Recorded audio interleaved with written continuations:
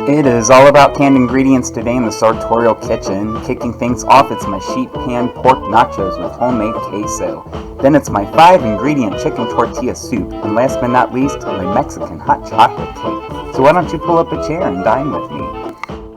Back everybody. As you can see, we are not in my kitchen. We are in my friend Marsha's kitchen. I am continuing my tour of subscribers this season.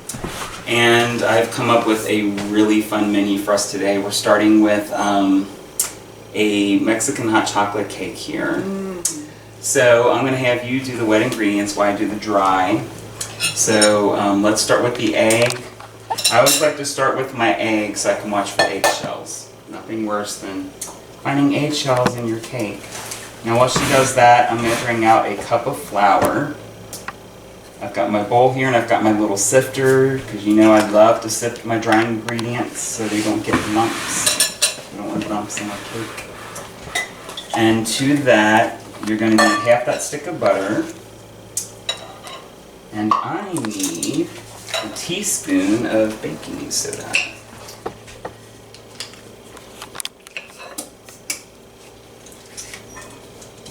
And I have some other fun ingredients here. Some cinnamon, I also want a teaspoon of that.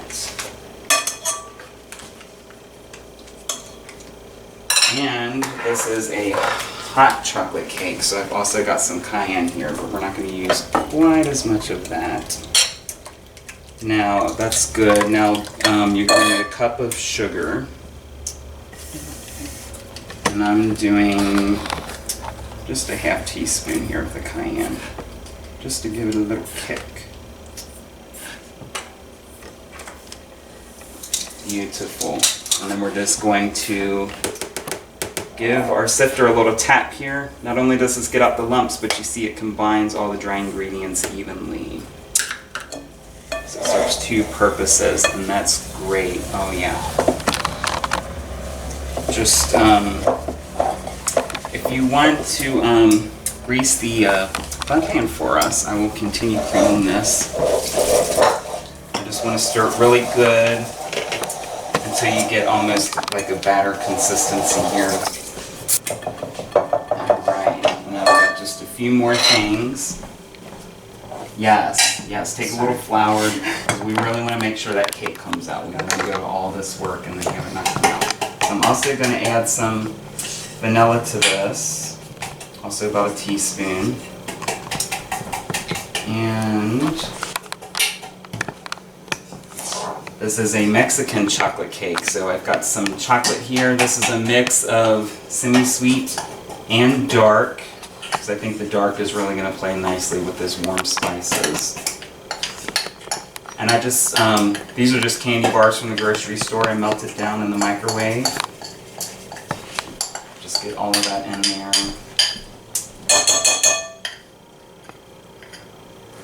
And we're going to give that a little stir.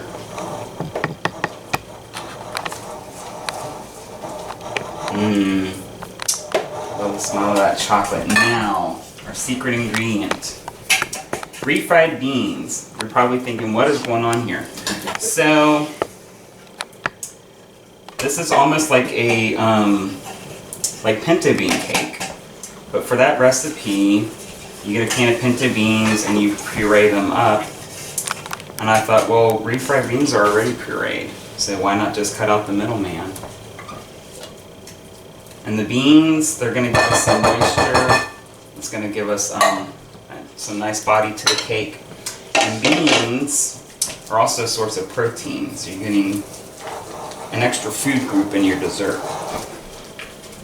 And we're just going to stir that in, just until everything is well incorporated. And that cake pan looks beautiful. I am very confident that our cake is going to come out. Okay. Alright, this is good. Just want to make sure everything's incorporated. And now it's time for our dry ingredients. Now you could use a hand mixer if you want, but you know me, I love to do everything by hand. Flour is a delicate thing, and when you use the mixer, sometimes you can overwork that flour and then you get a really dense, chewy product. no fun. So I just take my spatula and I just kind of come in here. I go along the sides and just kind of fold everything in until it's combined generously. Alright, I would say that batter is ready to go. I'm just going to pour it into our mold here.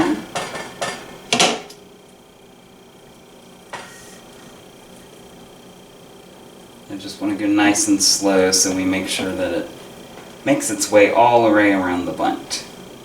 And you can use any kind of cake pan you want. You want to use a sheet pan or a loaf pan. I just thought the bunt would be a fun shape. So we're going to be icing it with some ganache, and it's just going to be very decadent. And no one's ever going to guess what is inside here. And then just come in here with the spatula.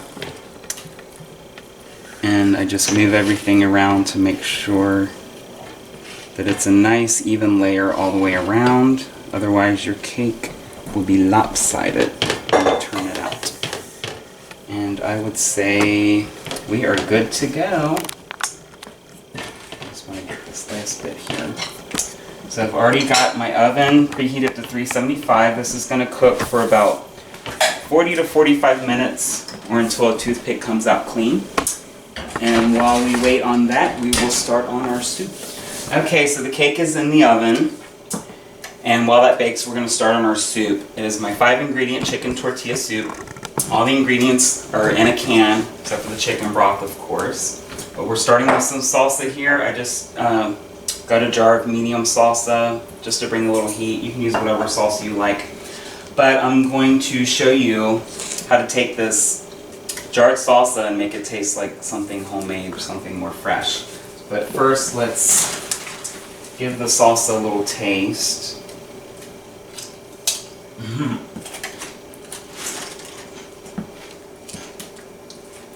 Just take a little. Alright. It's just typical jarred salsa, right? Yes. Okay, so first we're going to start with just a little salt. And then I've got a lime here. Limes, lemons, that is like the best way to freshen something up. So we're going to squeeze this lime in here. Just a nice generous squeeze. And I want to get some of that zest too. And you can use a zester. If you don't have a zester, just take your knife and just run it along the side. It needs to be a shrink. Make sure it's a serrated knife. And just gently go along the skin. You don't want to get down to the pith, and you'll see like you start to collect the zest. And we just need a little, so it's not even like really all that much. And then you can just take it and then just stir that in. And taste it now. Okay.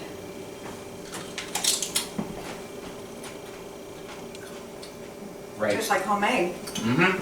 Exactly. So, I'm not going to just open cans and dump them into the pot. That's not really cooking. So what we're going to do first is we're going to dump our salsa in. I want to let that get a little char on it. That's going to add some flavor. And this is just on a medium heat. We're also going to throw in our corn. I'm using a southwestern corn. It's got peppers in it, green and red peppers. We'll stir that around first. And I just want, just let the corn and the salsa get a little color on it. We're developing layers of flavor here, even though we're using canned ingredients.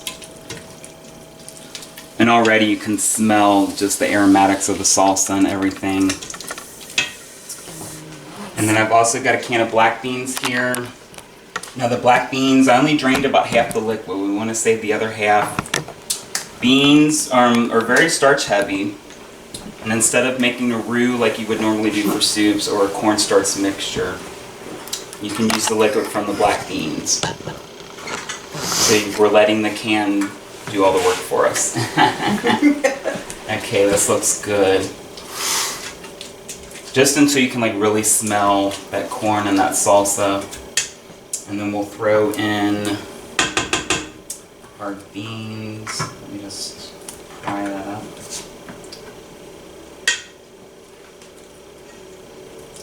Beautiful. The beans, they're going to add some nice body to the soup. And it gives some nice color too. And if you wanted to make this like a vegetarian soup, you could leave this as is and use like a veggie stock instead of the chicken. Then you would have a 4-ingredient soup. And then we're just going to let that cook for a little bit. This is really like probably the simplest soup that I make. Now to stretch this out, some chicken broth. We're going to use this whole container.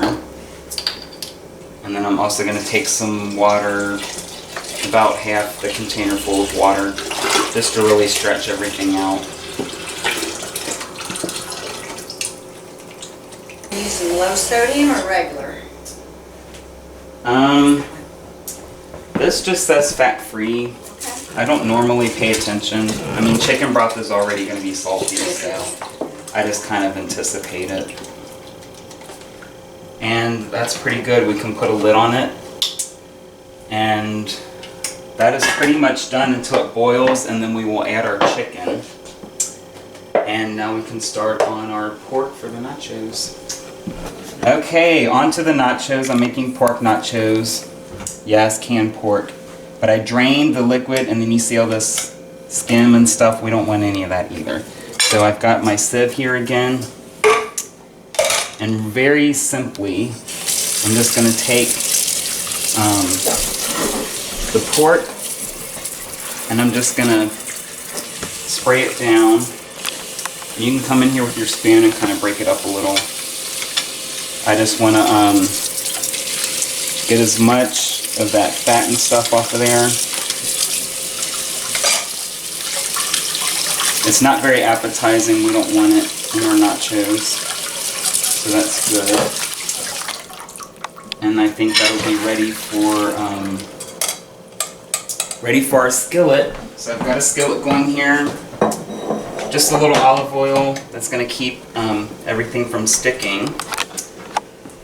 And we're just going to dump this right in. And just listen to that sizzle. We're going to break this up some, because as you can see, it's all kind of clumped together. That's from the can. But this is a really fast recipe for nachos. So the pork gets already cooked, so it just kind of has to come to temp. But we're going to season it heavily and let those flavors marinate. Now while we do that, if you want to get our nachos ready, so I've got a sheet pan here with some foil on it. Just do a nice even layer of the chips, just so you cover the bottom of the pan. The nachos are almost going to be like a plate that's going to hold all the food for us. And then just do a nice generous layer of our nacho cheese. You can use whatever cheese you like. I just got a nacho blend. Whatever's good, whatever's on sale, that's what I say. And I'm just going to let this pork cook down some while she gets our nachos ready. We're going to season this up. We're going to start with our taco seasoning. And I'm just going to go all the way around. Just really, don't be afraid to season aggressively, because once this gets going, we really can't do much else with it. So we got our taco seasoning, a little cumin. Let's open it first. Oh. No, I do that all the time. I go to use something and I forget it's new, and it has the thing on it still. And sometimes I edit around that, and sometimes I don't. Just depends on what mood I'm in. We're probably doing about a tablespoon each, if you guys are really like hell-bent on measuring, but I just kind of eyeball it unless I'm baking. And then some onion powder. Oh, that looks good. So we're going to throw that in the oven. And that's going to go... Yeah, let's throw it in. Wow, our cake is looking good. It is. You want it on the bottom? Middle? Yeah, we'll have to put it on the bottom for now. I'm excited for that cake. Alright, and then where did I leave off? Garlic. Some garlic powder as well. Again, about a tablespoon. And then, of course, salt and pepper, the mother of all seasonings. And just, again, just very aggressively, I want to make sure all of this is covered. This canned pork is pretty bland, so we have to give it a lot of love. And then what I like, the olive oil here starts to pick up those spices and they get a little toasty, so it's just adding flavor. You can probably smell already the cumin and the taco seasoning and everything. And we're just going to turn this over. Once it cooks down a little, I'll probably come through with another round of seasoning. Alright, so our pork is cooked down some. I went in with another round of seasoning. Now, to moisten this and make it a little saucy, I've got a couple tablespoons of water here. And that water is just going to pick up all those seasonings and just make it nice and moist. Now let's check on our soup here. Oh yes, our soup is boiling away. So now it's time for our chicken. We're going to do the same thing to the chicken that we did the pork. We're going to take it in the sink and rinse it off. Now we're going to come in here with some clean hands. We're just going to take the soup, or the chicken, I'm sorry. And we're just going to break it off and plop it in. Now I know normally I say chicken is naturally bland and it needs a lot of help, but the chicken is going to be a little sponge and it's going to soak up all of this lovely broth that we threw together. And the chicken's already cooked, so I wait till the soup's boiling and I throw everything in last minute, and it is good to go. Okay, the nachos are ready to come out. I love doing it in the oven like this. The cheese gets nice and colorful, but the chips also pick up an almost like popcorn kind of quality. Just really nice and buttery and flavorful. So I'm just going to set these down. My sous chef here is opening these cans for me. It is my 3-ingredient queso, white queso. So we're going to start with a can of evaporated milk, and then a can of green chilies. Now if you wanted to make like an orange queso, you could use like a can of Rotel instead of the green chilies and get like a cheddar jack cheese, but I'm using the green chilies. Just a whole can of that.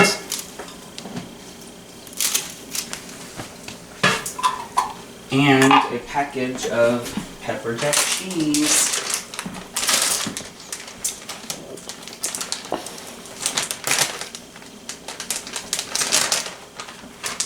And just the whole bag, just a small size bag. I'm going to stir this in. And then that's going to go in the microwave, just in increments until everything's well incorporated. We'll start about a minute 30 and we'll check it. And we can turn our soup down to a simmer now that the chicken's in. I'm just going to come in and give that a stir just to make sure that chicken's broken up and well dispersed. And I think it is. Our pork is nice and done, and you can see how it's still good and moist just from adding that, just from adding the water. And I would say we are just about ready to plate up our nachos. Alright guys, it is time to pull this cake out.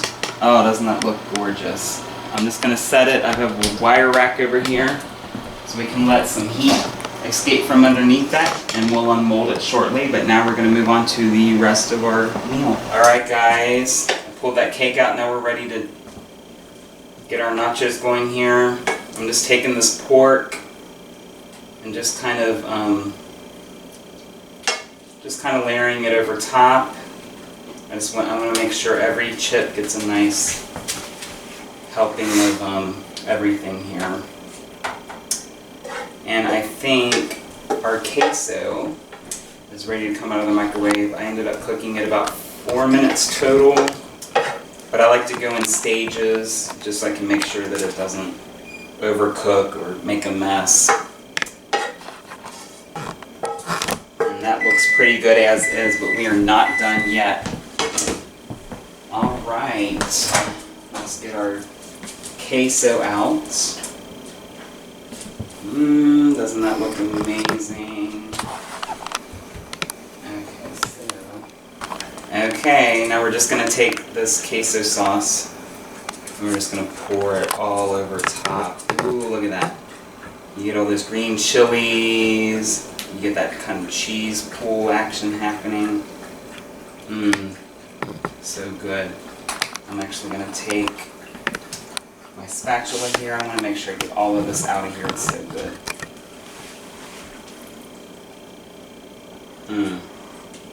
Beautiful. Alright, and I think we're ready to dig in. Alright guys.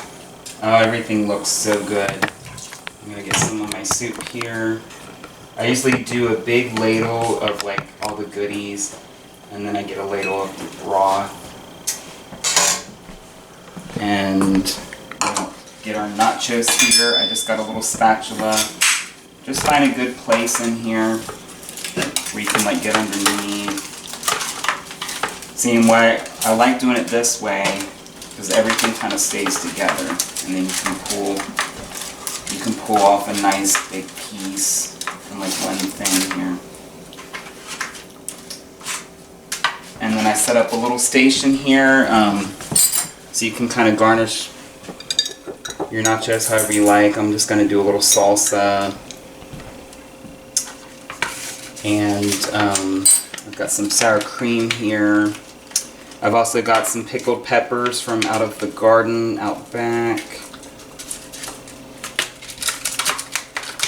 And I would say we are ready to dig in. Alright, let's dig in. Thank you, Kevin. Oh, anytime. I'm going to start with the soup. Okay, me too. How hot is it? It's like temperature hot. I know you're worried about the spice. I'm a spice wimp. It's not Me bad. too. I can It's handle not- a little spice, but I think this is just hot enough. It's good. So the chicken, it's still nice and moist. You still get the texture of the chicken. You would never know that was canned chicken, would you? No, Exactly. I would not. And the veggies, they're still nice and tender. The broth is perfect. It's just the right amount of heat. And if it's too hot for someone, they could put a little sour cream in it. Yeah. And speaking of sour cream, I'm going to dig into these nachos. So this is like a great game day kind of thing. You can make a bigger one if you have a larger group. And people can put whatever they want on it. But I'm just going to come in here.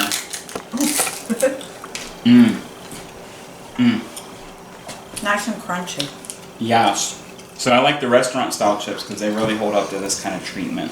Because other chips can get kind of soggy Sure. when you put everything on it. But the cheese, perfect. That queso sauce. Would you have guessed that it was just a can of green chilies and evaporated milk? I've got to get some. It's over here on this piece right Yeah. now. Oh my goodness. And the pork is nice and tender. You have all those wonderful warming spices. So good. So we're going to finish our meal here, and then we will be unmolding my cake and icing it, so stay tuned. Alright guys, moment of truth. I've got lovely little cake pedestal here. Just a little parchment paper so when I pour on the ganache it doesn't make a mess. Got a we're just gonna lay this on here like so. This is the easiest way to do it. And trust the process. And just turn it upside down. And I heard it come out. Let's see. Yes, beautiful. Oh, that's perfect. Now let's make our ganache. So, more canned ingredients. Chocolate frosting. This is going to go in the microwave for about 45 seconds. Make sure you take the film off, unless you're planning on getting a new microwave anyways. Just 45 seconds. And we're sticking with the Mexican hot chocolate theme here, so I have a few things to kind of jazz up our sauce here. A little hot sauce, don't be scared. I'm only going to do a couple dashes. I'm going to spice one up as well. And some vanilla. Vanilla really brings out the essence of chocolate. Alright, so you pull this out. And you can see it is liquefied. Yeah, that's gorgeous. Now we're just going to throw in a little of our vanilla here. About a half teaspoon. And our hot sauce, just a couple dashes. And you can use any kind of hot sauce you like. 1, 2, I think I'll do 3 just to, for good measure. And then we're just going to stir that in, just to make sure that it's well incorporated. Okay, now if you want, you can get fancy and take your spoon and kind of draw on it, but I'm impatient, so I'm just going to take this and pour it right over top. Ooh, look at that. You may not even need all this depending on the size of the cake. I think, yeah, we'll use about half of that. Now we're going to wait a few minutes just to kind of let this cool and set, and then we'll slice it up and give it a taste. Alright guys, we're going to cut into this. Just a little cake knife here. Get a nice little piece. Oh, and look at that. Beautiful, beautiful. And I like a little ice cream with my cake. So I got just some vanilla here. Can you hold it? And I would say dessert is ready. Alright, let's dig in. Don't have to tell me twice.